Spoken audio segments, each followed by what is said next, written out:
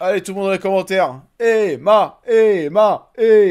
Bonjour à tous, j'espère que tout le monde va bien. On se retrouve aujourd'hui pour la vidéo annuelle sur les Oscars. Le concept, vous le connaissez, vous allez avoir dans cette vidéo mes prédictions pour chaque catégorie, mais aussi les vôtres. Parce que, comme chaque année, je vous ai partagé un formulaire auquel vous avez répondu. Merci. D'ici là, on aura assisté aux résultats en live sur la chaîne. Ces résultats que l'on va retrouver ici. Et du coup, tout ça va nous donner une note sur 19. Une note me concernant, une note pour vous concernant. Pourquoi 19? Parce que 19 catégories. Pour rappel, à ce moment-là où je vous parle, cette partie prédiction de la vidéo, je n'ai bien sûr pas du tout vu la cérémonie. Les résultats ne sont pas encore donnés. Donc, je ne sais pas si Emma Stone a gagné son Oscar, oui ou non. On va voir ça, et on va commencer, je ne sais pas par quelle catégorie, mais en tout cas, voilà, c'est parti. Ça va être n'importe quoi, mais ça va être très très drôle. Meilleure actrice dans un second rôle. Catégorie assez faible à mon sens. Emily Blunt dans Oppenheimer, Daniel Brooks dans La couleur pourpre, America Ferrara dans Barbie, wesh, Jodie Foster dans Insubmersible et Davin Joy Randolph dans Winter Break.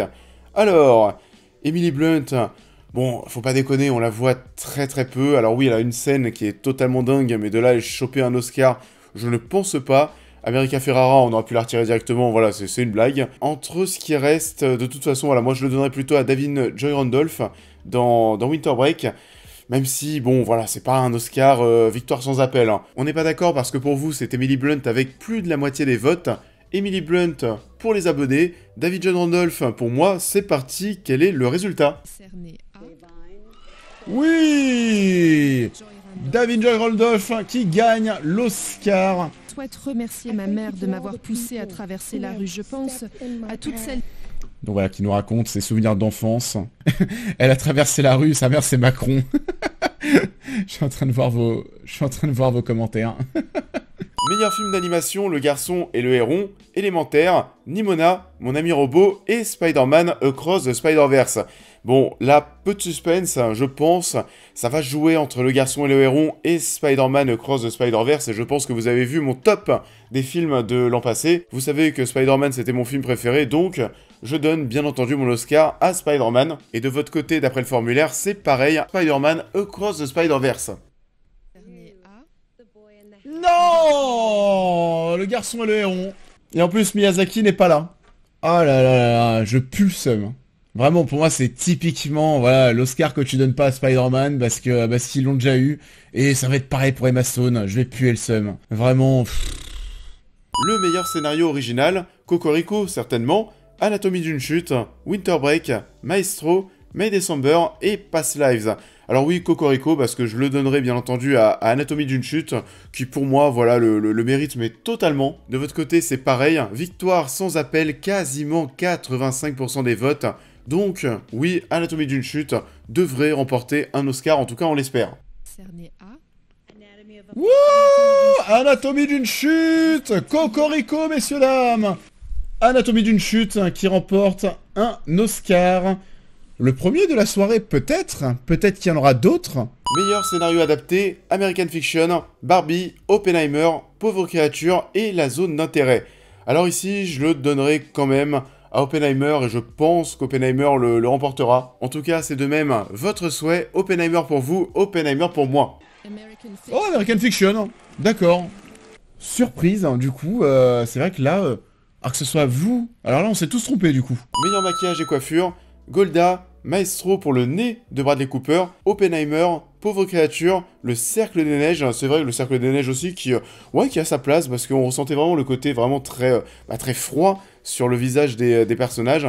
Je donnerai quand même plus mon Oscar à Pauvre créature qui, pour moi, devrait l'emporter. On est d'accord, visiblement, presque 70% de vos votes. On est donc OK pour que ce soit Pauvre créature. Oui, Pauvre créature, archi, méga, mérité. Et Pauvre créature, premier Oscar de la soirée. Oscar des meilleurs décors avec peut-être ici une petite surprise. Barbie, Killers of the Flower Moon, Napoléon, Oppenheimer et Pauvre créature.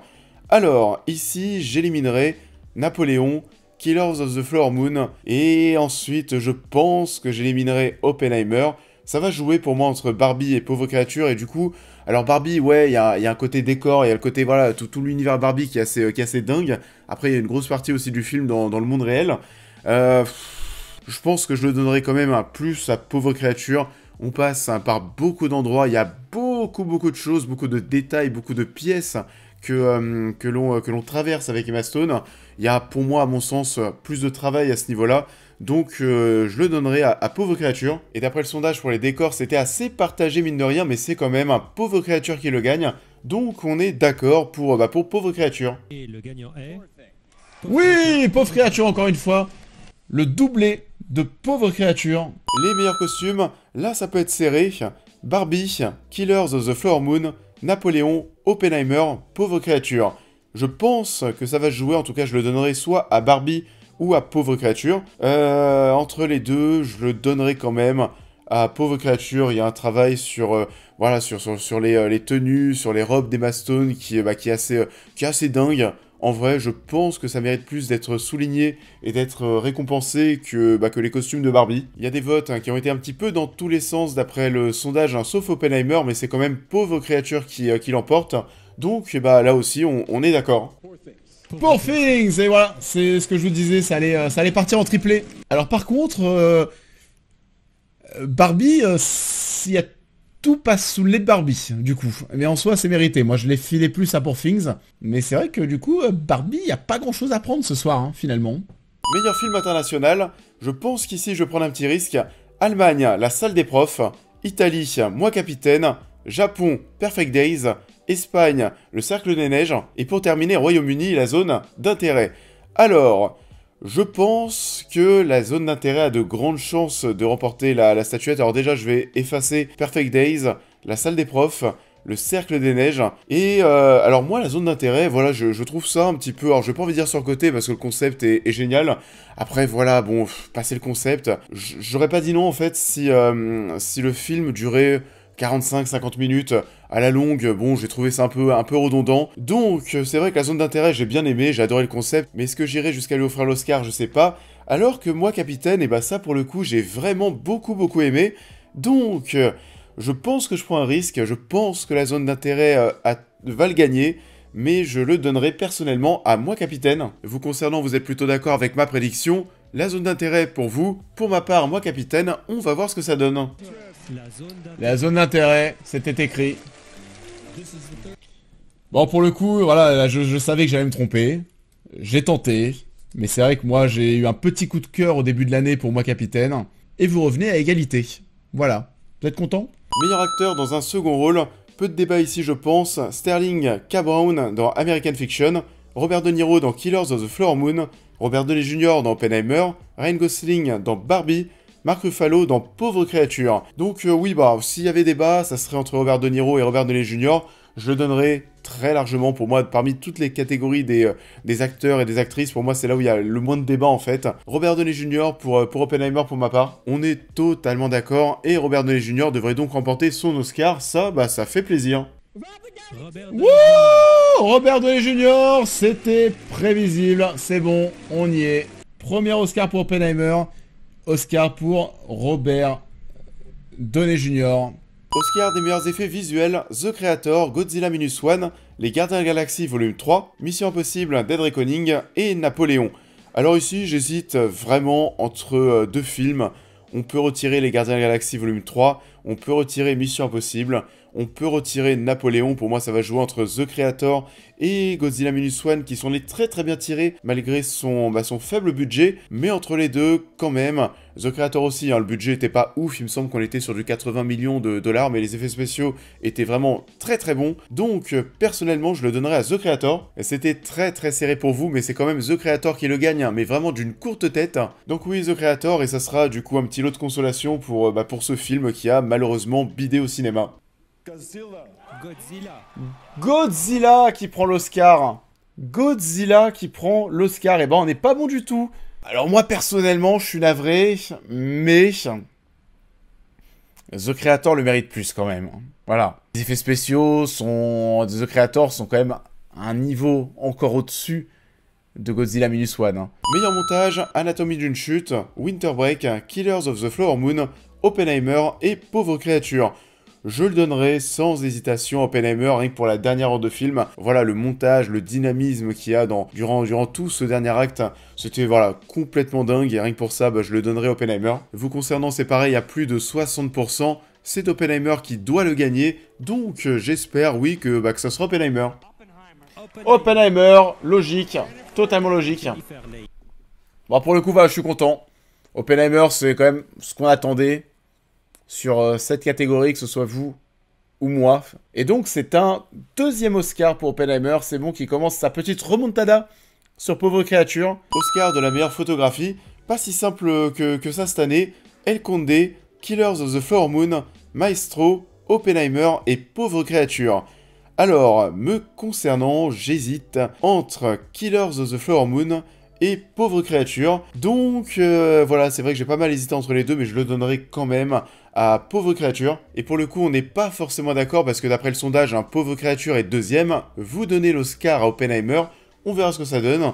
Pauvre Créature pour moi, Oppenheimer pour vous. Place au résultat. Oh, c'est Oppenheimer. C'est Oppenheimer qui prend la photographie. Ah bah pour le coup, moi, c'est une petite surprise pour moi. Pour moi, c'est une petite surprise. Mais c'est un troisième Oscar pour Oppenheimer, du coup. Meilleure photographie. Donc, Pauvre Créature reste à 3. Oppenheimer égalise. La remontada continue. Et puis voilà. Bon, c'est bien quand même, mais c'est vrai que je voyais pas forcément d'Oscar pour Oppenheimer sur la photographie.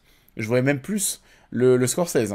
Le meilleur son, The Creator, Maestro, Mission Impossible, Dead Reckoning, Oppenheimer et la zone d'intérêt. Alors ici, j'éliminerai déjà The Creator, Maestro et Mission Impossible. Il reste donc Oppenheimer et la zone d'intérêt. Alors la zone d'intérêt, c'est un film qui se concentre en grande partie sur son travail sonore. Et c'est vrai que ça a ses chances de remporter la statuette dans cette catégorie. Mais bon, quand même, je pense que je le donnerai à Oppenheimer. La zone d'intérêt, voilà, bon, c'est des sons que t'as en arrière-plan avec du volume assez bas. Oppenheimer, il y a vraiment du travail sonore de dingue à certains moments. Donc, ouais, non, pour moi, je le donnerai à Oppenheimer. Du côté du formulaire, pour vous, il y a beaucoup moins de doutes. C'est Oppenheimer largement. Donc, oui, on vote Oppenheimer. Oh, la zone d'intérêt qui prend l'Oscar du meilleur son. La zone d'intérêt qui était vraiment l'outsider, en effet, de la catégorie. Donc le son, ici, ça va être un deuxième Oscar pour la zone d'intérêt. Et là, on avait tout faux. Tout le monde avait faux ici. Les meilleures musiques, American Fiction, Indiana Jones et le cadran de la destinée, Killers of the Flower Moon, Oppenheimer et Pauvre Créature. Ici, je pense qu'il n'y aura pas trop de débat. Je le donnerai à Oppenheimer et à Ludwig Göransson. D'après le sondage, on est totalement d'accord. Victoire écrasante d'Oppenheimer, sauf surprise. Je pense qu'on aura raison. Décerné à Oppenheimer, musique, Ludwig Göransson. C'est très cool. C'est ce qu'on espérait. C'est la deuxième victoire pour Ludwig Göransson. Ah, il avait pris pour Black Panther. Les meilleures chansons avec une catégorie, selon moi, cette année assez faible, parce que c'est vrai qu'il n'y a pas forcément de chansons qui me font kiffer cette année. Donc, on a It Never Went Away d'American Symphony. I need you, and that's never going to change. I'm Just Ken dans Barbie. Hey, world, check me out, yeah, I'm just Ken. What Was I Made For de Billie Eilish dans Barbie de même.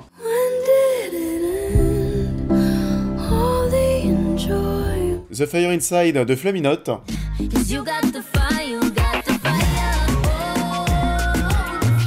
Et Wajaché, je sais pas si on le dit comme ça, A Song for My People de Killers of the Flower Moon. They survived, and the music of the Osage is the best display. Alors je pense que Barbie va gagner dans cette catégorie. Mais I'm Just Ken, je suis vraiment pas sûr, parce que voilà, bon, c'est déjà bien que ça soit nommé, ça reste une blague. Donc je pense que c'est la musique, le son de Billie Eilish qui remportera la statuette.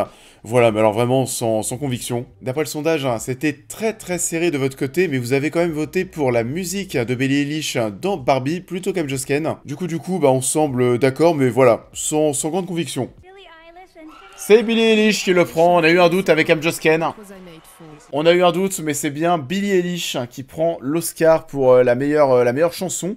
Et donc c'est le seul Oscar, je pense, qu'on aura pour Barbie ce soir. Et du coup, Billie Eilish, c'est le deuxième Oscar qu'elle prend visiblement. C'est le deuxième Oscar qu'elle prend parce qu'elle avait eu aussi pour No Time to Die. Oscar du meilleur acteur, je pense connaître déjà le résultat de votre sondage. Bradley Cooper dans Maestro, Colman Domingo dans Rustin, Paul Giamatti dans Winter Break, Cillian Murphy dans Oppenheimer et Jeffrey White dans American Fiction. Ça devrait jouer entre Paul Giamatti dans Winter Break et Cillian Murphy dans Oppenheimer. Je le donnerai comme quasiment tout le monde, je pense, à Cillian Murphy, que ce soit pour sa performance, que ce soit pour la personne, voilà, pour tout. Je pense qu'on imagine tous voir Cillian Murphy remporter la statuette. Et je me suis pas du tout trompé, victoire plus qu'écrasante pour Cillian Murphy, plus de 90% des votes. On espère absolument tous qu'il va gagner. Cillian Murphy! Tout le monde est content, toute la planète est content, c'est bon, le bisou et des bisous et des bisous. Tout le monde est content, Cillian Murphy qui prend l'Oscar du meilleur acteur. Première victoire à l'Oscar du meilleur acteur, première victoire aux Oscars pour Cillian Murphy. Oscar du meilleur réalisateur, attention, Justine Triet pour Anatomie d'une chute, Martin Scorsese pour Killers of the Flower Moon, Christopher Nolan pour Oppenheimer, Yorgos Lanthimos pour Pauvre créature, et pour finir Jonathan Glazer pour La zone d'intérêt. Alors, c'est une catégorie qui est assez serrée, je trouve, cette année. Je retirerai déjà Martin Scorsese et Justine Triet. Je retirerai ensuite... c'est compliqué, parce que Yorgos Lanthimos, voilà, Pauvre créature, même d'un point de vue réalisation, c'est absolument fou. Jonathan Glazer, par rapport au concept... ça pourrait, pourquoi pas, être récompensé aussi. Je le donnerai, et je pense que ce sera votre choix aussi. Ça me ferait plaisir parce que, voilà, depuis tout petit, bon bah oui, c'est un de mes réalisateurs préférés. Je le donnerai à Christopher Nolan, je pense que c'est mérité. C'est Christopher Nolan qui devrait le remporter pour vous de même. Donc, Christopher Nolan pour vous, Christopher Nolan pour moi. Ça me ferait plaisir, j'espère que ce sera le cas. Ouais, Christopher Nolan! Enfin l'Oscar, et l'Oscar qui va être remis par... Steven Spielberg, c'est fou! La doublette pour Oppenheimer à la suite. Meilleur acteur, meilleur réalisateur. C'est bon. C'est la grosse consécration pour Christopher Nolan pour Oppenheimer. Son plus gros succès aux Oscars. Et c'est pas terminé peut-être. Oscar de la meilleure actrice. Et là, je me prépare peut-être à rager. Annette Bening dans Insubmersible. Lily Gladstone dans Killers of the Flower Moon. Sandra Hüller dans Anatomie d'une chute. Carey Mulligan dans Maestro et la reine Emma Stone dans Pauvre créature. Alors ça devrait jouer entre Lily Gladstone et Emma Stone, bien entendu. Alors vous le savez, hein, je le donnerai largement, mais vraiment largement Emma Stone. Pour moi, c'est presque le rôle le plus compliqué qu'elle ait eu à jouer. Donc pour moi, il y a vraiment zéro débat ici. Mais je pense que Lily Gladstone peut lui prendre pour quelques raisons. Alors oui, comme j'étais en train de le dire, je pense que Lily Gladstone pourrait l'avoir parce qu'elle était déjà très très bien dans le rôle, ça on va pas se mentir. Pour moi, c'était le meilleur personnage avec De Niro. En plus de ça, Emma Stone a déjà eu l'Oscar, donc pour changer, pourquoi pas. Mais, on va pas se mentir. On la voit quoi? On la voit 45-50 minutes dans le film. La plupart du temps, elle est muette. Donc ouais, même si elle dégage quelque chose, même si elle a une aura de dingue, c'est vrai. Remporter l'Oscar de la meilleure actrice principale pour ce rôle, non, vraiment, si elle avait été nommée en meilleure actrice secondaire, pourquoi pas. Là, vraiment, je suis pas d'accord, donc pour moi, c'est largement Emma Stone. Je suis content parce qu'on est totalement d'accord. Donc, j'espère vraiment de tout cœur qu'Emma Stone le chope, le remporte, ça sera le deuxième pour sa jeune carrière. Donc voilà, mais de toute façon, c'est la meilleure, donc il n'y a pas de débat. Ouais! Yes! C'est la meilleure, c'est la meilleure, c'est la meilleure, c'est la meilleure, c'est la meilleure, c'est la meilleure, c'est la plus forte, c'est la meilleure. C'est la soirée parfaite, maintenant c'est bon. Même donner l'Oscar du meilleur film à Winter Break, je m'en fous, c'est bon. La soirée est parfaite. Deuxième Oscar à 35 ans, mais c'est... c'est la meilleure. Et pour terminer l'Oscar du meilleur film, American Fiction, Anatomie d'une chute, Barbie, Winter Break, Killers of the Flower Moon, Maestro, Oppenheimer, Past Lives, Pauvre créature et La zone d'intérêt. Alors, on va procéder par élimination, je retire American Fiction, Anatomie d'une chute, qui pourrait le remporter, pourquoi pas, ça sera en tout cas une grosse et belle surprise. Barbie, je retire, Winter Break, je retire, Killers of the Flower Moon, vous le savez, j'en ai parlé sur la chaîne, moi j'ai trouvé ça trop long, et non, pour moi ça peut pas le remporter. Maestro, je retire de même, Past Lives, je retire de même La zone d'intérêt, il nous reste donc Pauvre créature et Oppenheimer, c'est ce que j'avais en tête. Et entre les deux films, je donnerai mon Oscar du meilleur film d'une courte tête, hein, parce que j'aime beaucoup les deux films, mais je le donnerai à Oppenheimer. Je pense que ce sera pareil pour vous. Je me suis pas trompé en effet, d'ailleurs en seconde position, vous mettez Anatomie d'une chute. Premier, Oppenheimer. Je pense qu'on sera tous contents si Oppenheimer le remporte. C'est Oppenheimer? C'est quoi cette annonce dégueulasse? Mais c'est Oppenheimer! Oppenheimer, messieurs dames! Oppenheimer qui remporte l'Oscar du meilleur film, c'est bon. Et bah c'est la consécration totale pour Christopher Nolan. Ah j'ai des petits frissons là, c'est bon. J'ai des petits frissons là, entre Oppenheimer, Emma Stone, Cillian Murphy, tout ça, bah, en vrai, que des gens qu'on kiffe.